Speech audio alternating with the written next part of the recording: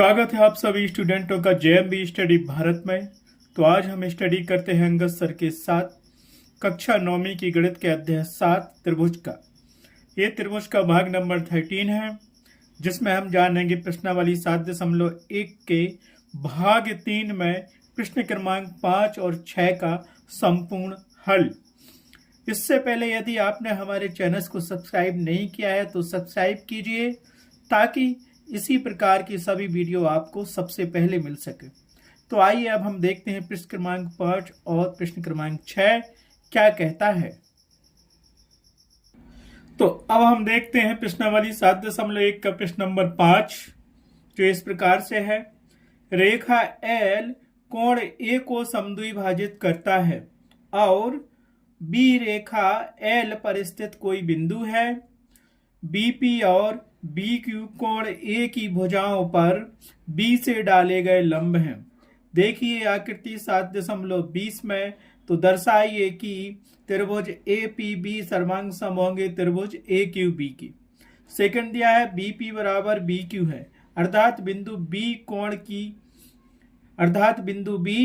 कोण की भुजाओं से समदूरस्थ है। तो हमें ये डायग्राम दिया गया है। ये रेखा L है, ये रेखा L इस कोण A को दो समान भागों में बांट रही है, मतलब समद्विभाजित कर रही है दो समान भागों में।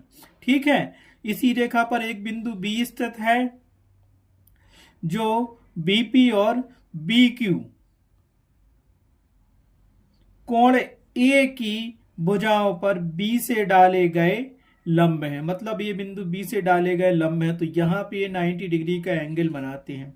लंब का मतलब है 90 अंश का कोण बनाना। तो हमें सिद्ध करना है कि त्रिभुज APB और त्रिभुज AQB सर्वांग सम होंगे। ठीक है, तो यहाँ पे दो त्रिभुज बन रहे हैं, ये रेखा है, एक नीचे का एक ऊपर का। तो इसमें से AP तो Q कॉमन आ जाएगी, और ये कोण हमारे पास क्या बन रहा है, 90 अंश का बन रहा है दोनों का। एक चीज ये हो गई हमें सर्वांग सम सिद्ध करने के लिए, और दूसरी चीज हमें ये क्या करनी पड़ेगी, एक कोण ये मिल जाएगा। कोण ये को ये रेखा L दो समान पार्टों में बांट रही है, तो यहाँ पे सर्वांग समता के लिए तीन बिंदु हमें मिल गए। पहले ये कोण मिला, फिर ये कोण मिला, और फिर ये कॉमन भुजा मिली। या ये 90 अंश का कोण पहले ले लो, फिर सेकंड ये कोण ले लो, फिर ये कॉमन ये भुजा ले लो। ठीक है, ये कोण फिर ये भुजा, तो ये सर्वांग सम सिद्ध हो जाएंगे। और जब सर्वांग सम ये त्रिभुज सिद्ध हो जाएगा तो हम लिख देंगे CPCT से BP बराबर है BQ के, जो हमें सिद्ध करना था सेकंड पॉइंट। तो इसको हम देख लेते हैं सबसे पहले इस क्वेश्चन में क्या दिया गया है और क्या ज्ञात करना है हमें। तो इसको लिख लेते हैं।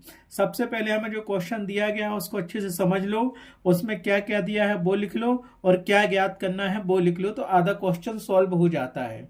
ठीक है, तो हमें क्या दिया गया था, हमें दिया गया था कि रेखा L कोण A को समद्विभाजित करती है, अर्थात कोण A ये दिया है। तो इसको हम बनाएंगे, कोण बनेगा हमारे पास कोण PAB बराबर होगा कोण QAB। ये दोनों कोण आपस में क्या होंगे, बराबर होंगे। इसको हमने समीकरण 1 दे दिया है। फिर उसने कहा है कि BP और BQ लंब है जो कोण A की भुजाओं पर है, अर्थात ये लंब दिए गए हैं बिंदु B से, भुजा इस पर AQ पर और AP पर।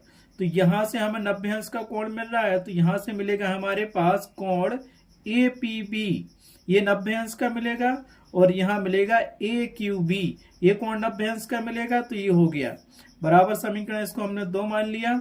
अब हमें दो त्रिभुज यहाँ बन रहे थे, तो वो हम आपको बता रहे हैं कौन कौन से दो त्रिभुज बनेंगे, और हम सर्वांग सम सिद्ध करेंगे उनको। ठीक है, ये तो समझ में आ गया कि हमें क्या दिया है। रेखा L कोण A को समद्विभाजित करती है, अर्थात कोण PAB बराबर होगा कोण QAB। इसको हमने समीकरण 1 मान लिया। और यहाँ पे BP और BQ लंब कहा है, जो कि कोण A की भुजाओं पर है। ये इन भुजाओं पे ये BQ और BP लंब है, तो ये कोण की भुजाओं पर क्या करेंगे, यहाँ पे और यहाँ पे 90 अंश का कोण बनाएंगे। तो हमने लिख लिया कोण APB बराबर 90 अंश और कोण AQB बराबर 90 अंश। इसको समीकरण 2 दे दिया। अब हमें सिद्ध क्या करना है वो भी हम लिख लेते हैं। हमें सिद्ध करना है कि त्रिभुज ए पी बी सर्वांग सम है त्रिभुज ए क्यू बी, और दूसरी बात सिद्ध करनी है बी पी बराबर है बी क्यू। तो हम पहली शर्त को सिद्ध करते हैं, जो हमारे पास दिया था वो हमने लिख लिया है। अब इसको हम सिद्ध करेंगे। हमने लिखा उपपत्ति और लिखा नंबर 1। नंबर 1 में ये दो त्रिभुज दिए हैं, दोनों को लिख लिया। अब त्रिभुज ए पी बी और त्रिभुज ए क्यू बी में, ठीक है, हमें सर्वांग सम सिद्ध करना था। ठीक है, ये त्रिभुज बन गया ए क्यू बी और ए पी बी, ये त्रिभुज बन गया। सर्वांग सम सिद्ध करना है दोनों को। ठीक है, तो अब देखते हैं इस त्रिभुज में क्या है, 90 अंश का कोण बन रहा है। तो इसको लिख लो। सबसे पहले क्या लिखेंगे, क्योंकि कोण ए पी बी बराबर है कोण ए क्यू बी के। रीजन दे दो, कोण ए पी बी बराबर है कोण ए क्यू बी के, क्योंकि ये 90 अंश के हैं, बी क्यू और बी पी लंब है, तो इसमें प्रत्येक कोण कितने का है, 90 अंश का है। तो यहां लिख दिया प्रत्येक कोण 90 अंश का है। ठीक है, प्रत्येक कोण 90 अंश का है, ये मिल गया हमें। तो ये बराबर हो गए। अब दूसरी चीज हम देखेंगे, क्या करेंगे, ये कोण तो मिल गया, अब मिलेगा ये कोण, और यहां से ये कोण मिल गया था तो ये मिलेगा कोण ए मिलेगा। कोण ए बराबर कोण ए, मतलब ये क्या होगा, एक दूसरे के बराबर होंगे, क्योंकि ये समीकरण एक, इसको हम समीकरण 1 भी कह सकते हैं। इसको हम क्या करेंगे, ये तो समीकरण हो गया 2, इसको समीकरण 2 के बराबर करते, प्रत्येक कोण 90 अंश का है। अब हम लिखेंगे एंगल पी ए बी और एंगल बी ए पी समीकरण 1 से। अब देखो दूसरा पॉइंट हमें मिल गया, एंगल पी ए बी बराबर है एंगल क्यू ए बी के। क्यों, क्योंकि रेखा एल कोण ए को समद्विभाजित करती है। इसको हम समीकरण 1 भी लिख सकते हैं, नहीं तो ऐसा लिख दो, क्योंकि रेखा एल कोण ए को समद्विभाजित करती है, समद्विभाजित करती है, ये लिख दिया हमने, करती है। दूसरा रीजन ये हो गया हमारे पास, आया समझ में। इसको हम समीकरण 1 से भी लिख सकते थे, क्योंकि ये चीज हम ऊपर लिख चुके हैं, समद्विभाजित करती है, और ये समीकरण 2 था 90 अंश का, इसको समीकरण 2 भी लिख सकते थे। तो इन दो त्रिभुजों में देख लिया हमने, क्या कॉमन दिख रहा है। अब ये कोण हो गया, ये कोण हो गया, यहाँ एक कोण और एक कोण आपस में बराबर हो गए। अब इस त्रिभुज में ये भी भुजा है और इस त्रिभुज में भी ये भी भुजा है, तो वो भी यहाँ रीजन दे दो, कॉमन चल रही है दोनों में, तो यहाँ से एक भुजा मिल गई। ए बी बराबर ए बी कर सकते हो, या ये ए बी बराबर बी ए कर सकते हो, और यहाँ लिख दो दोनों त्रिभुजों में क्या है, वो भुजा उभयनिष्ठ है, उभयनिष्ठ भुजा है। ठीक है, भुजा है। ठीक है, 3 चीजें मिल गई, तो पहला कोण मिला, दूसरा कोण मिला, फिर भुजा मिली। तो हम क्या लिख सकते हैं इसको, इसीलिए 2 त्रिभुज लिए थे हमने, त्रिभुज ए पी बी सर्वांग सम होगा त्रिभुज ए क्यू बी के। सर्वांग समता के किस नियम से, ए एस कोण कोण भुजा सर्वांग समता नियम से। ठीक है, कोण कोण भुजा, कोण कोण भुजा सर्वांग समता नियम लिख दो, तो इसको ए एस सर्वांग समता नियम लिख। ठीक है, तो क्योंकि ये कोण कोण भुजा सर्वांग समता नियम से ये दोनों त्रिभुज क्या हो गए, सर्वांग सम हो गए। ठीक है, पहली शर्त में हमें यही सिद्ध करना था, तो इसको लिख दो, यही सिद्ध करना था, इति सिद्धम। तो क्या हो गया, त्रिभुज ए पी बी सर्वांग सम है त्रिभुज ए क्यू बी के, कोण कोण भुजा सर्वांग समता नियम से हमें यही सिद्ध करना था, सो इति सिद्धम। पहली शर्त कंप्लीट हुई। अब दूसरी हमें दी थी क्या, बीपी बराबर है बी क्यू, तो इस त्रिभुज में बीपी बराबर बी क्यू आ रहा है, दोनों चीजें आ रही हैं, तो ये सीपी सीटी से बराबर हो जाएंगी, क्योंकि जब 2 त्रिभुज आपस में सर्वांग सम होते हैं तो उनके संगत अवयव भी बराबर होते हैं, तो बीपी बराबर बी क्यू हो जाएगा यहाँ पे सीपी सीटी से। तो दूसरा हमें सिद्ध करना है बिंदु बी कोण ए की भुजाओं से समदूरस्थ है। सो हम क्या लिखेंगे, बी पी बराबर बी क्यू। ठीक है, बीपी बराबर बी क्यू सिद्ध करना है, तो ये कैसे बीपी बराबर बी क्यू होगा, सी पी सी टी से। क्यों, क्योंकि त्रिभुज ए पी बी सर्वांग सम है। क्यों, यहां लिख लो, क्योंकि त्रिभुज ए पी बी सर्वांग सम है त्रिभुज ए क्यू बी के, और उसमें ये भुजा हमारे पास आई रही है बी क्यू और बी पी, तो ये सर्वांग सम हो गया। इसको भी लिख दो इति सिद्धम। आया समझ में, इति सिद्धम। इस प्रकार से प्रश्नावली 7.1 का ये 5वां क्वेश्चन कंप्लीट हुआ। 5वां क्वेश्चन कंप्लीट हुआ। अब चलते हैं प्रश्नावली 7.1 के नेक्स्ट क्वेश्चन, क्वेश्चन नंबर 6 पर। देखते हैं कि क्वेश्चन नंबर 6 क्या कह रहा है। आया समझ में। इस प्रकार से ये क्वेश्चन कर लेना, बहुत इंपॉर्टेंट क्वेश्चन है, 1-2 बार पूछा भी गया है आंसर में। क्वेश्चन पेपर में ये क्वेश्चन 1-2 बार पूछा गया है। अब चलते हैं नेक्स्ट क्वेश्चन पर, नेक्स्ट पेज पर।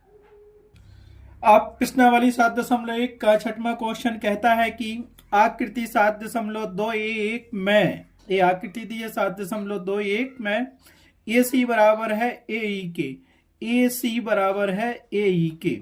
ठीक है, दूसरा दिया है ए बी बराबर है ए डी के, ए बी बराबर है ए डी के, और वो कह रहा है कि कोण बी ए डी बराबर है कोण ई ए सी के। ए वाला कोण बराबर है, ये वाला कोण बराबर है इस कोण के। ठीक है, ये बीच वाला छोड़ दिया उन्होंने, कौन सा कोण, ए डी सी कोण। ठीक है, हमें सिद्ध करना है कि बी सी बराबर है डी ए, तो ये बी सी बराबर सिद्ध करना है डी ए। अगर ये हमें सिद्ध करना है तो 2 त्रिभुज हमें लेने पड़ेंगे जिसमें ये बी सी भी आ जाए और डी ई भी आ जाए। तो ये त्रिभुज लेना पड़ेगा पूरा हमें, कौन सा, ए डी ई, और दूसरा त्रिभुज हमें लेना पड़ेगा ए डी ई। क्यों लेना पड़ेगा, क्योंकि इसमें ए डी भुजा आ जाए, ये सिद्ध करनी है किसके, बी सी के बराबर। तो बी सी वाला त्रिभुज ये बनेगा, ये वाला त्रिभुज बनेगा, और हमें त्रिभुज दिया गया है ये वाला और ये वाला दिया गया, बीच वाला नहीं था। तो हम इस कोण को क्या मान लेंगे, इस कोण की माप हम x मान लेंगे, माना कि ये x कोण है। तो हम क्या करेंगे, इस कोण को और इस कोण को जोड़ देंगे, तो क्या मिलेगा, ये कोण हमारे पास था कौन सा, B A D plus X हो जाएगा इसके साथ में, और ये पूरा कोण हमारे पास क्या था, इतना कोण था, इसमें ये कोण और जोड़ लो, एक कोण तो हमें ये मिल जाएगा। देखो, एक कोण इसके साथ कर लो और दूसरा कोण इसके साथ कर लो, ये पूरा त्रिभुज हो गया, कौन सा, है ना, क्योंकि हमें दोनों त्रिभुज चाहिए, एक ही त्रिभुज चाहिए, तब तो ये भुजा हम सिद्ध कर पाएंगे कि डी भुजा बराबर है। समझ गए। तो रफ में देखेंगे, पहले हमें जो दिया है उसको लिख लो यहाँ पे, और जो सिद्ध करना है उसको लिख लो। ठीक है, तो हमें दिया गया था कि ए सी बराबर ए ई, जिसको हमने समीकरण 1 माना, दूसरा दिया ए बी बराबर ए डी, जिसको समीकरण 2 माना, और तीसरा दिया है कोण बी ए डी बराबर कोण ई ए सी, जिसको हमने समीकरण 3 माना, और सिद्ध करना है कि बी सी बराबर डी, तो वो भी लिख लो। तो हमें सिद्ध करना था बी सी बराबर डी। ठीक है, तो सबसे पहले हम लेके चलेंगे जो दिया गया है समीकरण 3 से। समीकरण 3 में क्योंकि ये त्रिभुज दिया गया है बी ए डी और ई ए सी, त्रिभुज बी ए डी, और दूसरा दिया गया है त्रिभुज ई ए सी वाला, ये 2 त्रिभुज दिए गए हैं। उसमें कहा कि ये दोनों त्रिभुज क्या है, इसमें दोनों कोण बराबर है, ए कोण ए बराबर है दोनों त्रिभुज के। ठीक है, तो हम लिख लेते हैं यहाँ पे, पहले रफ में समझ लेते हैं फिर करते हैं। एक बार समझ में आ जाएगा कॉन्सेप्ट तो क्वेश्चंस को जमाना और लिखना सिंपल हो जाएगा।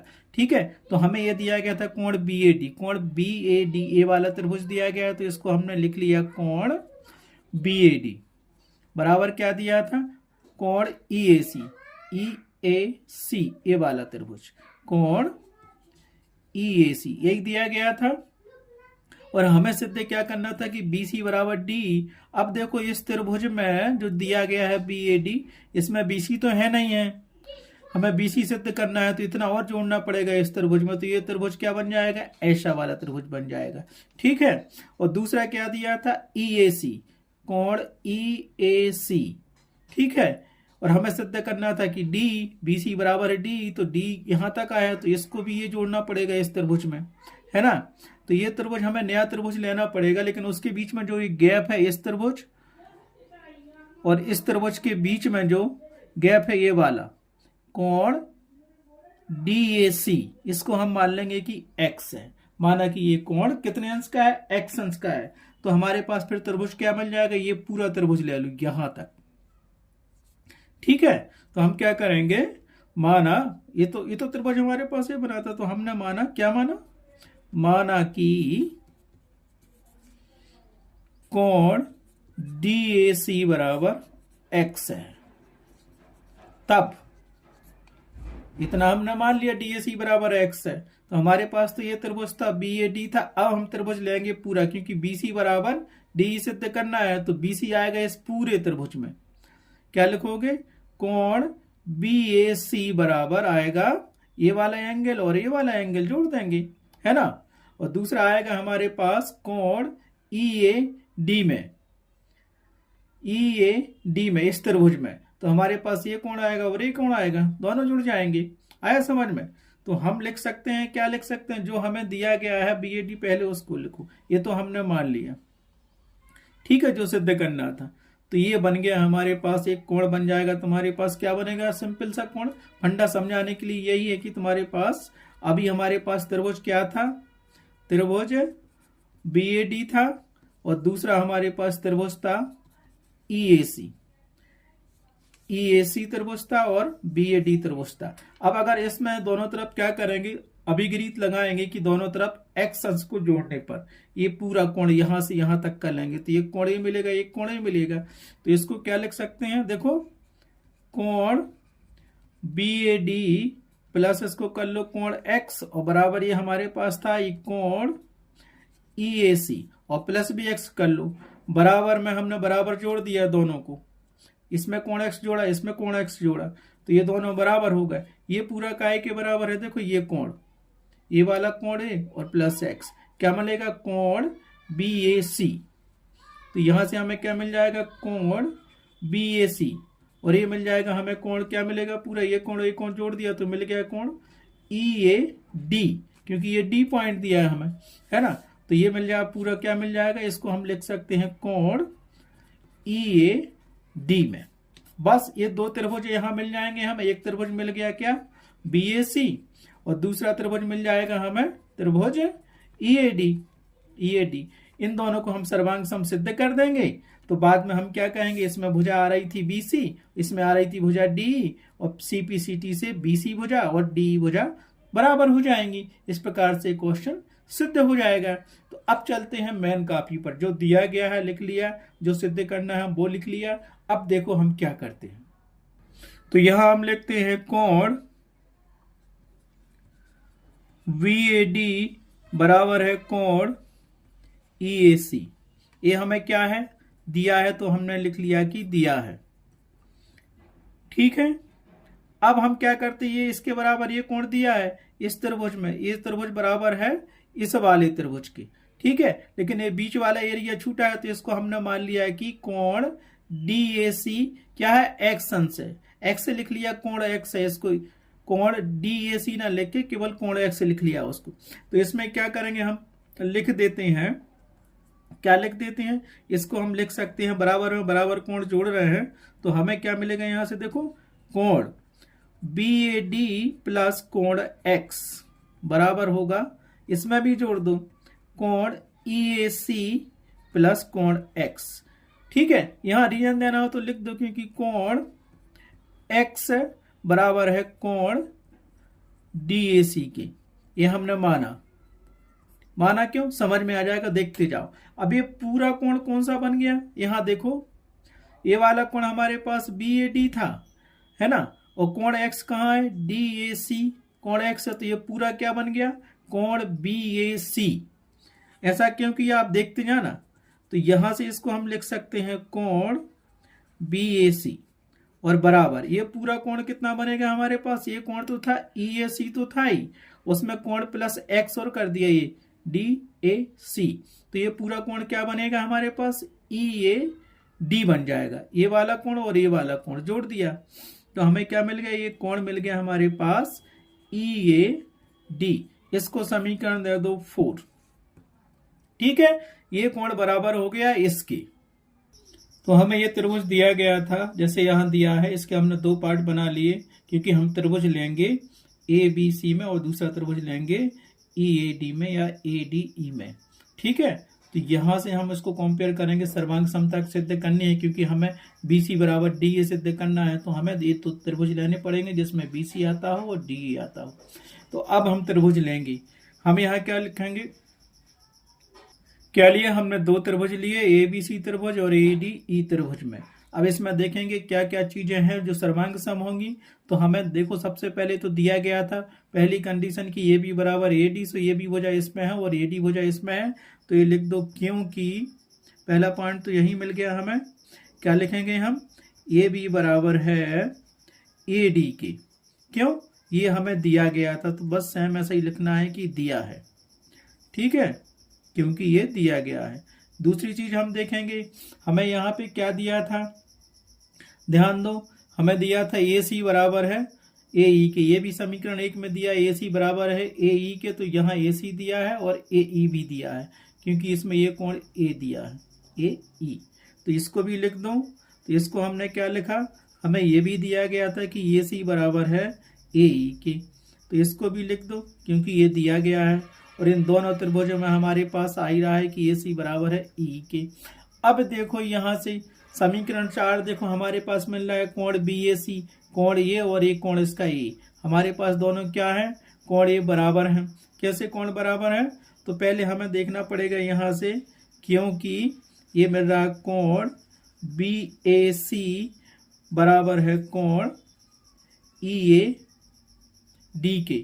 अब यहाँ से देख लो, लिख लो समीकरण 4 से, समीकरण 4 से ये हमने सिद्ध कर लिया था। अब देखो यहाँ पे पहले भुजा हमने क्या की, ये भुजा बराबर है इसके और ये भुजा बराबर है इसके, तो हमें सर्वांग समता का कौन सा नियम यहाँ मिलेगा, पहली भुजा मिलेगी, पहले ए बी भुजा ली, फिर कोण आया, फिर ए सी भुजा ली, तो यहाँ से ए डी भुजा, फिर कोण, फिर ए ई भुजा ली, तो किस सर्वांग समता के नियम से ये दोनों त्रिभुज सर्वांग सम होंगे। अतः उसको हम लिख सकते हैं, क्या लिखोगे, अतः त्रिभुज ए बी सी सर्वांग सम होंगे त्रिभुज ई ए डी या ए डी ई के। सर्वांग समता के कौन से नियम से, पहली भुजा है, फिर कोण है, फिर भुजा है, और इसको लिख दो सर्वांग समता। तो इसको हम लिखेंगे भुजा, क्या लिखोगे इसको आप बताओ, उसको हम लिख सकते हैं भुजा कोण भुजा सर्वांग समता नियम से। नियम से क्या हो गए, ये दोनों त्रिभुज क्या हो गए, नियम से सर्वांग सम हो गए। क्यों हमने किया है, क्योंकि हमें बी सी बराबर क्या चाहिए था, बी सी बराबर डी चाहिए था, और इन दोनों त्रिभुजों में बी सी बराबर ए डी आ जाएगा सीपी सी टी से। तो हमें पहले तो हमने ये सिद्ध कर दिया कि ये दोनों क्या है, सर्वांग सम है। जब ये दोनों त्रिभुज ए बी सी और ए डी सर्वांग सम है, तो इसमें बी सी और डी भुजा भी है, और हम जानते हैं कि जब दो त्रिभुज सर्वांग सम होते हैं तो उनके संगत अवयव या संगत भाग आपस में बराबर होते हैं। तो यहाँ से लिख सकते हैं हम कि बी सी बराबर डी, किससे, सी पी सी टी से। तो यहाँ लिख दो आप। इसीलिए हम क्या कह सकते हैं, इसीलिए हम कह सकते हैं कि बी सी बराबर है डी के। क्यों, क्योंकि सर्वांग सम तो सिद्ध कर दिया है, इसको लिख दो सी पी सी टी से। इसका मतलब होता है जब दो त्रिभुज सर्वांग सम होते हैं तो उनके संगत अवयव बराबर होते हैं, और ज्यादा हमने इस ऊपर लिख दिया है, यही सिद्ध हमें करना। तो आप इसको लिख दो इति सिद्धम, तो इसको लिख दो इति सिद्धम। क्या हो गया, इति सिद्धम, ये हमें सिद्ध करना था, तो हमने इसको लिख दिया इति सिद्धम। इस प्रकार से प्रश्नावली 7.1 का क्वेश्चन नंबर 6 कंप्लीट हुआ, और नेक्स्ट क्वेश्चन को सॉल्व करने के लिए चलेंगे हम नेक्स्ट वीडियो पर। Thanks for watching my video.